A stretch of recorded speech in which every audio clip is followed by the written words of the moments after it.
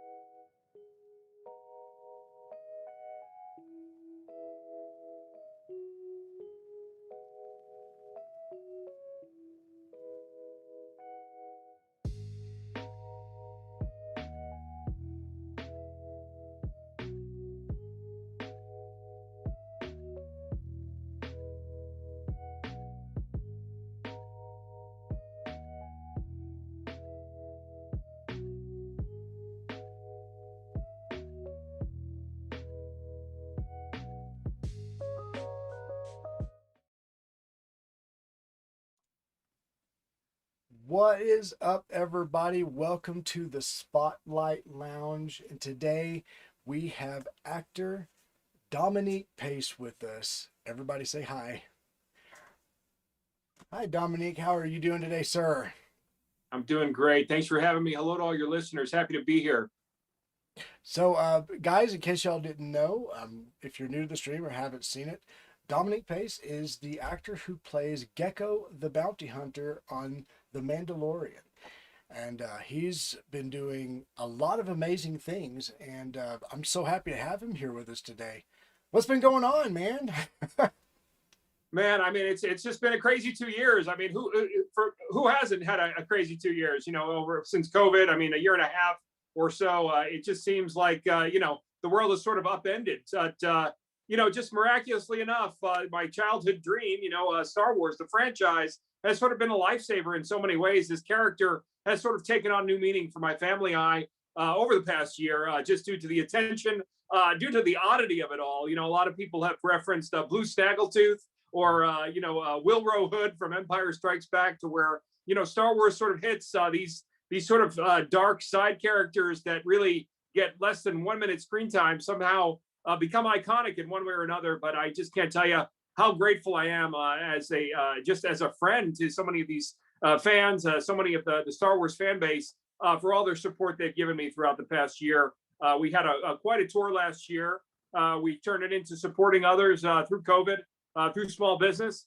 The fans responded by creating a fan fiction comic, to where now it sort of transpired into another tour where we'd be visiting about 35 different states, over 60 comic book stores in the period of 5 months. And I just can't tell you how grateful I am for the opportunity. it's also turned into an amazing father-son lesson as well, in terms of teaching my kids the importance of getting out there, believing in yourself.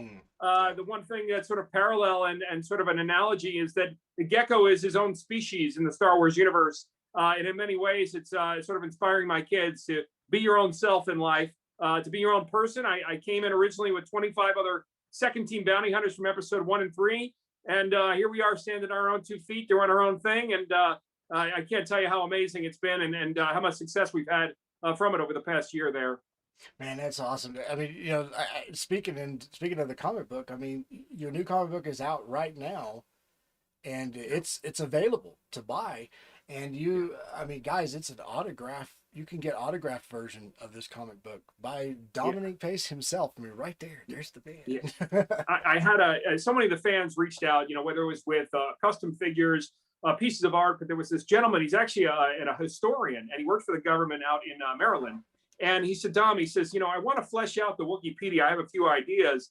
And last October, he hit me up and he says, I know that Marvel loves the character. I know they had some restrictions, but, you know, have you ever thought of maybe a fan fiction comic? Because I'd love to write it for you.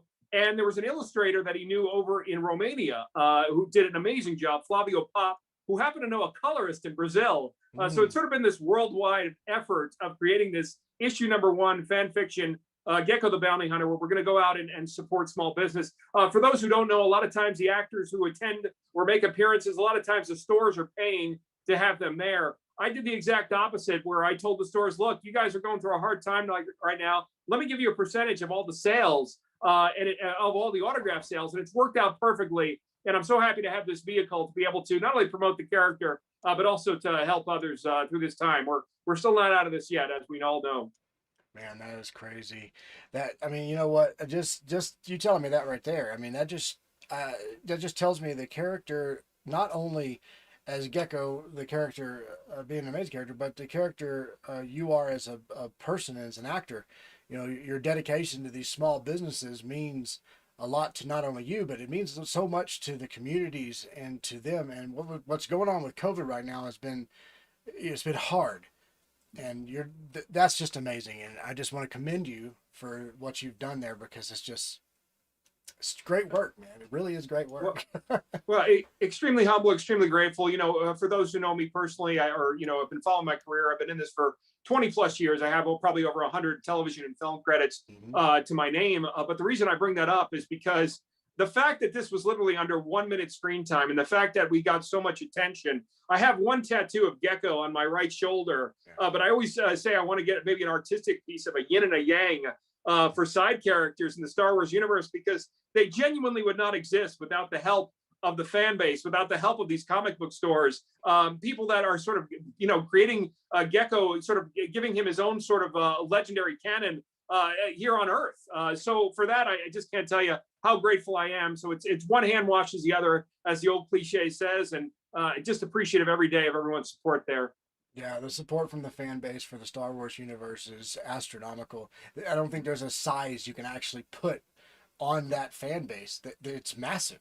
It's a massive fan base. And because of that, they're able to push forward these supporting role characters that without them, there would not be a Star Wars universe. Just to say it plain and simple. It's the old saying when we were kids, if you had Leia, you had Hammerhead. If you had Han Solo, you had Walrus Man.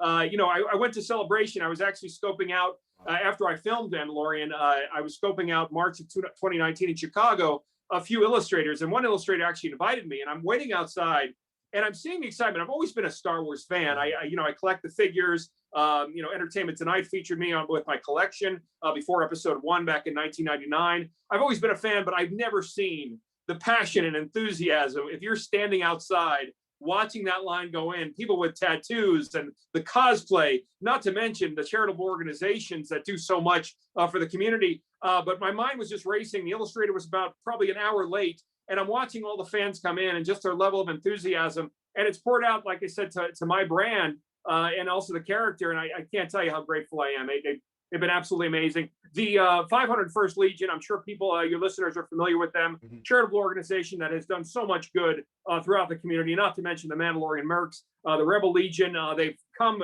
to every location that I've appeared in last year at the comic book stores.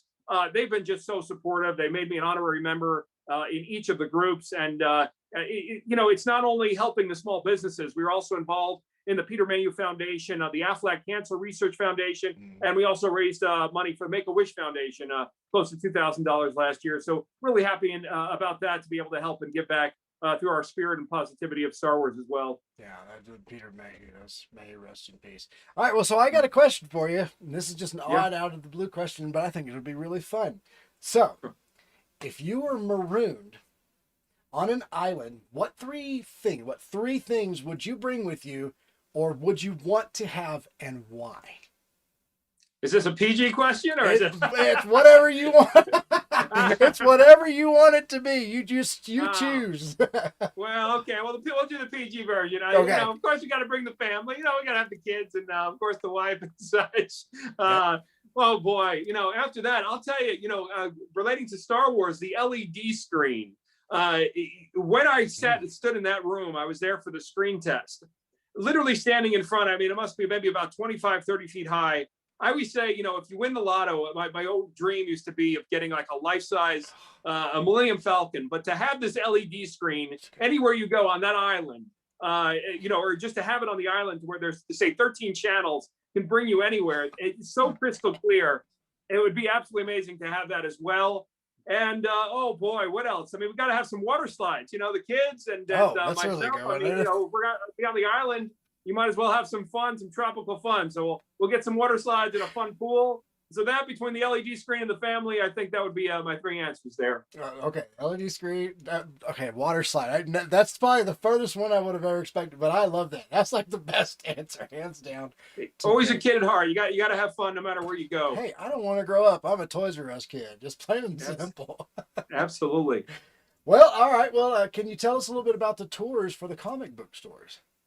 Sure. We're going as far west as Hawaii, as far northwest as Alaska, all the way over to Boston, Massachusetts, down to Miami, Florida. It's going to span 5 months, over 35 states, over 60 comic book stores, where we're giving back to each store. Not one store is paying me for an appearance. And the comic book has 4 different variant covers. It's a 16-page comic book. And we'll also have prints. We'll have a little Beskar we're signing as well. Of course, we'll have the, cosplay. We're going to be doing some raffles at some of the locations. But if you go to Lair of the Gekko on Facebook, you can see the tour schedule. Again, we'll be mostly passing through almost every single state. Some of the places we left out, of course, Wyoming, Montana, South Dakota. But more or less, I really wanted to go all in. This is not only for the character, it is for small business, but it's also a campaign. I think, I don't mean to use a Trumpism, but to the likes of which no one has ever seen before.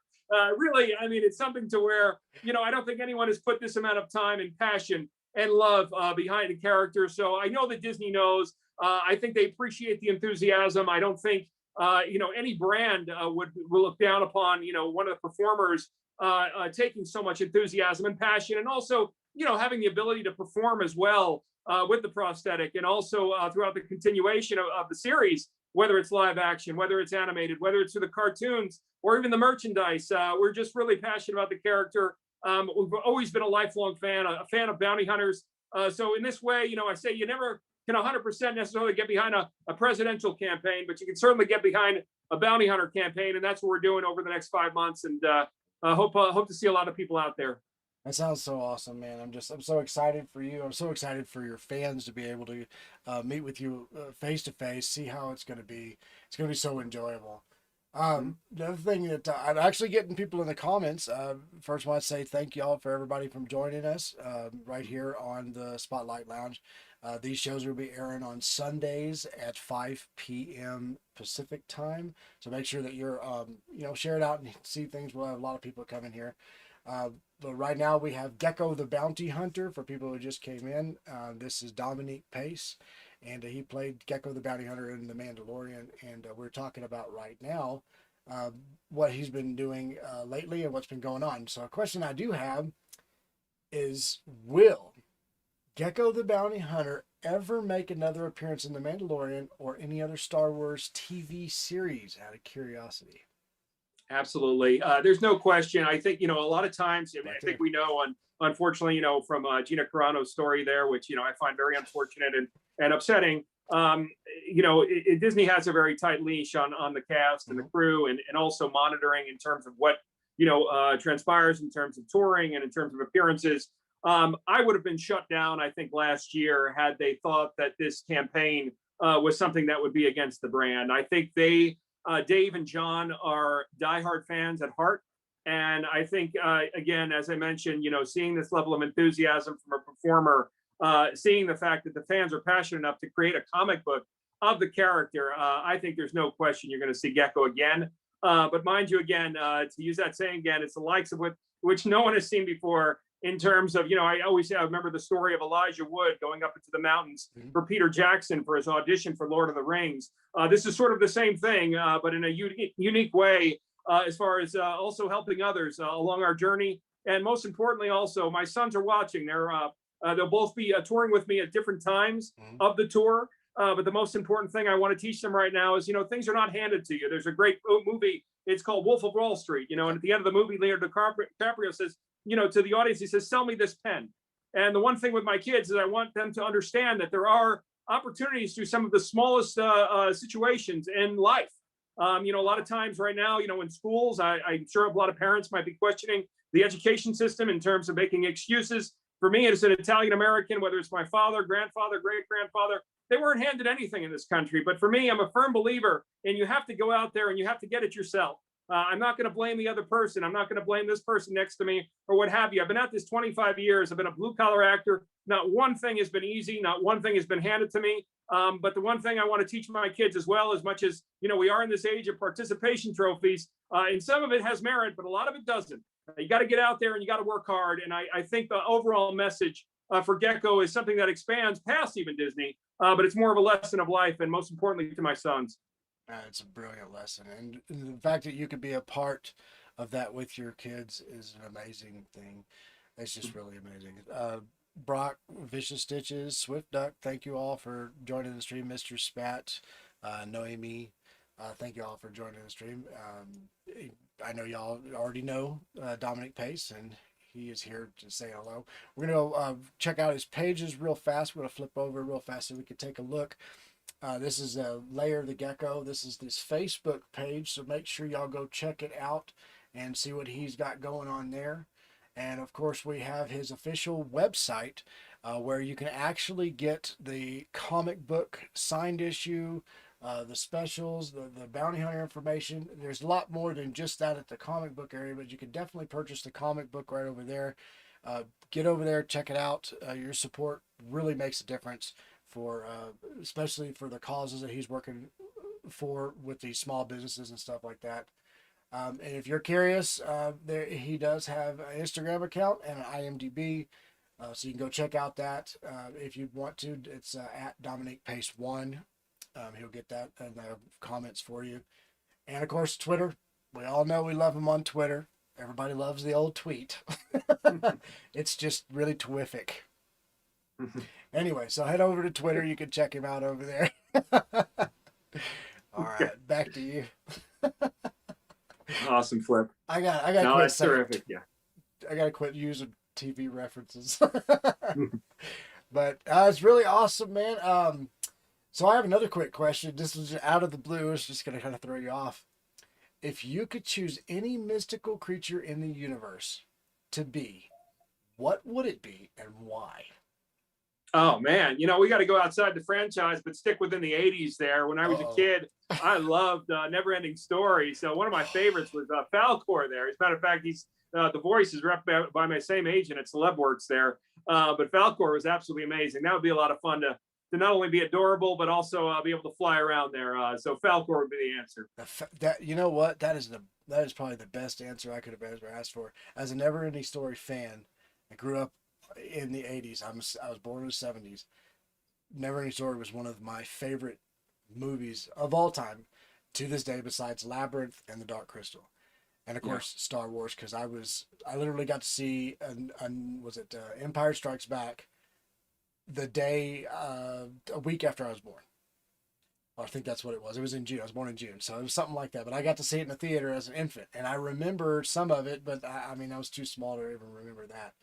So, I mean, I don't know. It sounds like a lot of fun, and that would be the perfect creature. I think that if anybody in our age group would know, and that's an amazing answer. You know, it makes me want to just get upset about the swamps of sadness. Anyway, yeah. You remember all that? Yeah, that was great, dude. That was a tough scene for sure. I just showed the kids another classic the other night was Time Bandits, which was another amazing classic from when we were kids there. Terry Gilliam, and you know, it's just an amazing adventure with just an all-star English cast there as well. Yeah. I'm trying to remember who was all in that cast. I do remember some of the people that were in there. I know one of them passed a few years ago. He brilliant. Yeah, Sean Connery, John Cleese. Yeah, John Cleese, Sean Connery. Of course, absolutely good. Yeah. Mm-hmm. But let's see. We had a person that said, "I was born in the '80s, and never any story was life." Yeah, that's for sure. So obviously, the comic book stores are a big thing that you're working for. Is there any type of other small businesses that go with the comic books stores that you're working with? Absolutely. Yeah, actually, we are doing a couple other. There's a gaming arcade. It's called Flynn's Arcade down in Miami. And then also, believe it or not, there's a really fun, you know, Gekko's blaster was inspired almost like by a paintball blaster. It's got the paintball canister in the back. That was sort of the signature piece to it there. And a gentleman owns a paintball spot up in Santa Clarita, California. So on May 2nd, we're actually going to be going outdoors and doing a signing in a tent at that one, and be able to take my boys up there as well. So yeah, we're spreading the love there. It doesn't have to be specifically a comic book store. We even offered a place in Dallas that was actually in Virginia Beach. It's called A Little Bit of NOLA, and that's going to be on July 30th, the evening of July 30th. And that's a restaurant. You know, a lot of these small business restaurants are taking hits too. There's a lot of parallels to these small businesses too. Again, with the, you know, sort of blue collar actor to where, you know, you've got to kind of get up every morning and make it happen. So it's an inspiration, not only to myself, but also as I take the boys, I love to show them people in our country who just don't make excuses and they get their dream done, whether it's a comic book store, a restaurant, cafe, or even a paintball business, but they're self-motivated. And that's the greatest thing ever. I'm not sure how many people have physical life insurance policies, but the one thing I've been saying for my boys is a lesson of a life insurance policy. And that's the one thing to teach the kids there. So yeah, we're definitely spreading the love outside of the comic book realm there as well. That's awesome. And you know, and I think anybody here loves paintball. I played paintball forever when I was a kid. Laser tag, paintball, all those things. And these companies are suffering hard right now. And your support is really making a difference for these people, and it makes me just such a happy person to, you know, just to be friends with you and thanks, to know it's good. So yeah, I want to play a game with you if you're willing to play with the game. This game is actually called Love or Hate. Okay. All right. All right. Okay. So what we're gonna do on Love or Hate? Oh, you're gonna get me in trouble now. Yeah, I'm gonna get you in trouble.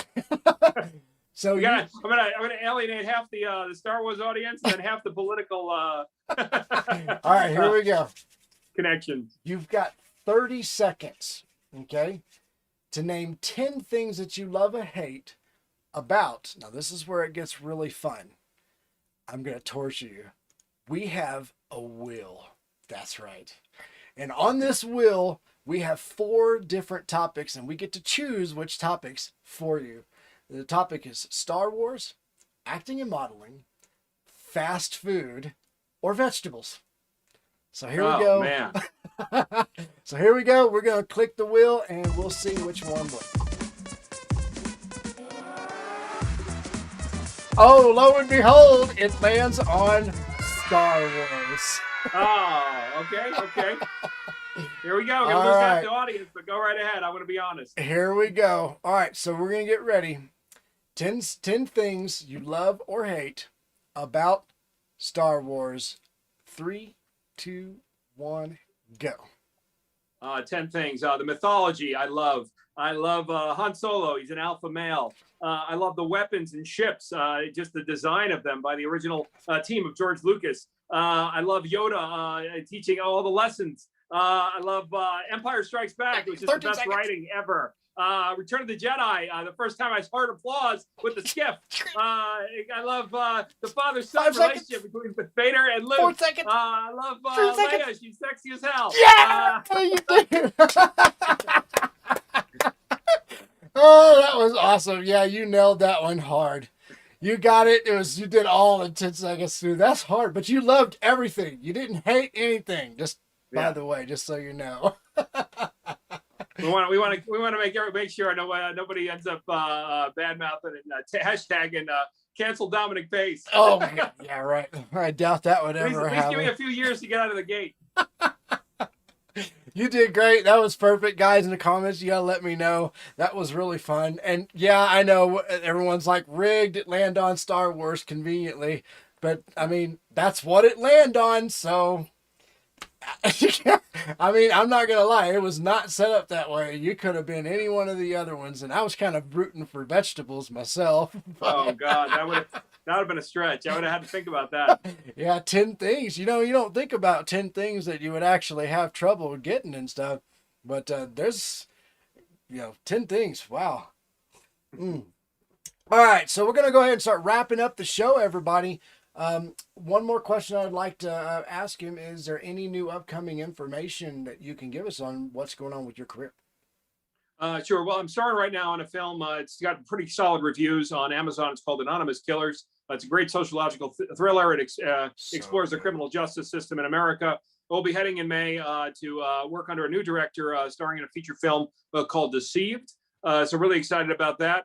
And other than that, just really all in on the comic book, all in on the campaign and the branding of Gekko, and also helping out others. The business is sort of had half-mast still.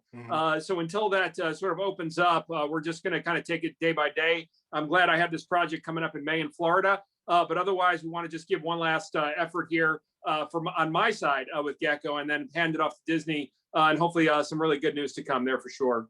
Wow, that's awesome. That sounds like a fantastic roles coming up. And guys, if you have not seen Anonymous Killers, I recommend watching it. It is good.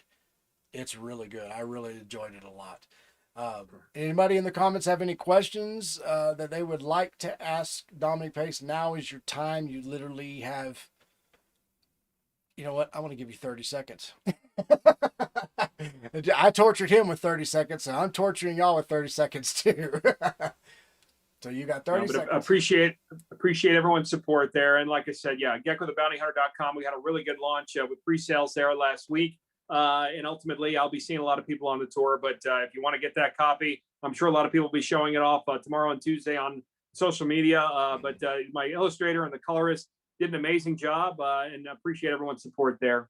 Okay. All right. That was a really good question. Someone said, where do you want to see Gekko go? I'm taking that as a future reference. Yeah, I believe there's different parts in the franchise or in the timeline of Star Wars universe where there is sort of this bad batch of bounty hunters. I would love to have him paired up and have a history with Bosk and Zuckuss and Forlom. In a perfect world, Deborah Chow's directing Vader.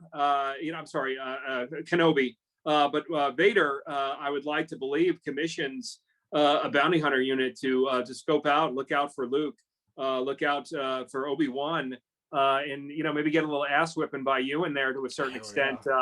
That ideally to land within the epic timeline between A New Hope and Return of the Jedi, I think would be absolutely amazing. But we'll see what happens. Only time will tell. But again, we've got to put in a little bit of the work. It really was one of those things similar to Boba on a smaller scale, to where they didn't have much expectations. They didn't know that the character would have this kind of attention. So they didn't have many plans, but just similar to Boba throwing him in the Sarlacc pit, you can change those plans, by the popularity and by the response of the fan base. So we'll see what happens. We're still early in the game, and we've got a long career ahead, and I'm confident that good things will happen with him there without question through the franchise. That sounds amazing. That sounds really awesome. It's going to be such a good franchise, and I'm looking forward to seeing the character make some moves. Dominic Pace, thank you so much for coming and hanging out with us on the show today. Really appreciate you being here with us. And I'm sure everybody in the audience is actually having a good time. Don't forget to hit the likes and thumbs up on these shows, guys. Please share this out. Get the message out that you'll be able to see Dominic Pace at some of these locations that he's working at. And go to his page, Layer of the Gekko, on Facebook, and you can see the listings where he's going to be right there on the backdrop. Can't miss him. He's going to be there for y'all guys. Awesome, man. Thanks, Flip. Thanks so much. Thanks to your team, and my best to everybody through this time. Hopefully we get out of it sooner than later there. All right. Thank you so much, everybody, for watching, and we'll see y'all on the next episode. Bye, guys. Bye, Mr. Dominic Pace.